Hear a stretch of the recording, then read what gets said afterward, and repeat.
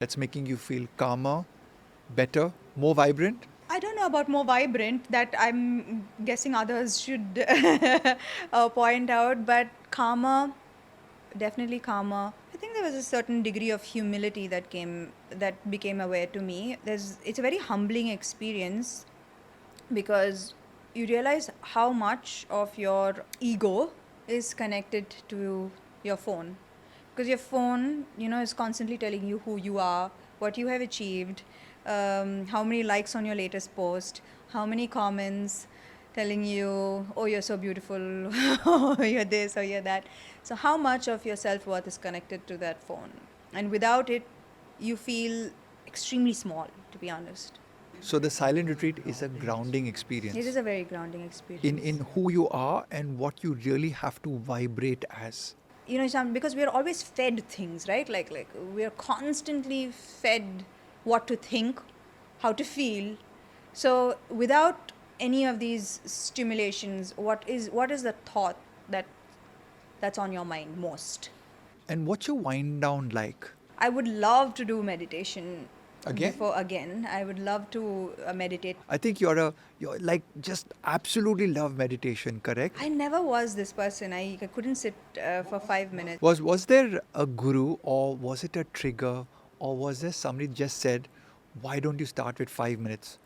Or was it the silent retreat that helped? My friend, her name is Shilpa Reddy. She's an amazing person, and she swears by it. And she tried many times to get me Convince you? to meditate, and she did try, and used to struggle to sit for 15 minutes. But when I got sick, it's a very, very lonely process. Being sick, it's not like people weren't there. I also didn't want people around me during that time. So it was a time where I was alone most of the time, and so I gave it a try. And used to go to Isha. I still do very much. And I remember one time when I was sick, I made this connect with Linga Bhairavi. It was almost transcendental, that kind of experience that I had sitting there in front of her, and I started weeping, and I was not sure whether they were tears of joy or tears of sadness, but I had an almost transcendental experience, and I just didn't feel so alone anymore. And when I went back home, I placed her picture before me, and I tried to recreate that experience every single day. And I still do, actually, to this very day. I'm Wow. able to recreate that experience. So, we have this new It's almost like being high without the drugs and the alcohol. It's a feeling of being high. So, winding down with meditation, is there any routine of watching TV or reading a book or playing with? Do you have a dog? I have a dog, yes. I have 2 dogs and 1 cat. So, they are part of your wind down routine where you kind of get everyone on the sofa together and stuff like that? Yeah, they are. They are. Yeah. I think they are my Stress busters. stress busters. Yeah. Yeah. I think animals are everything. Yeah. Do you do breakfast, lunch, and dinner, or do you do only 2 meals in the day? How does Sam eat? Or it just depends on your schedule? No, I do breakfast, lunch, and dinner. Maybe but breakfast is like a smoothie. So, like lunch and dinner, maybe then. And how do you, when you're traveling and all, you said that you're very disciplined, you eat the same food, and you get this surge of energy and everything. Right.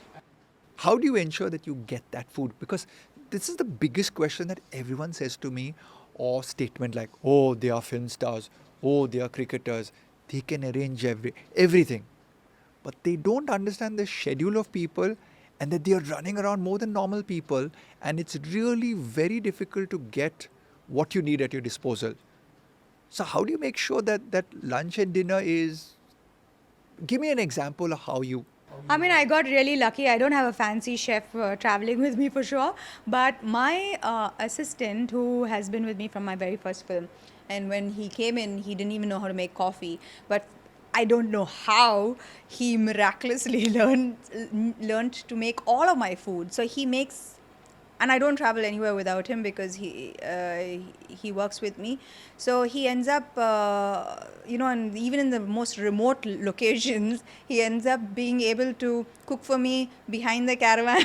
and like, yeah, he is. So So food is that important to you, and it's like the building block of the essence of how you being able to vibrate at such a great energy level.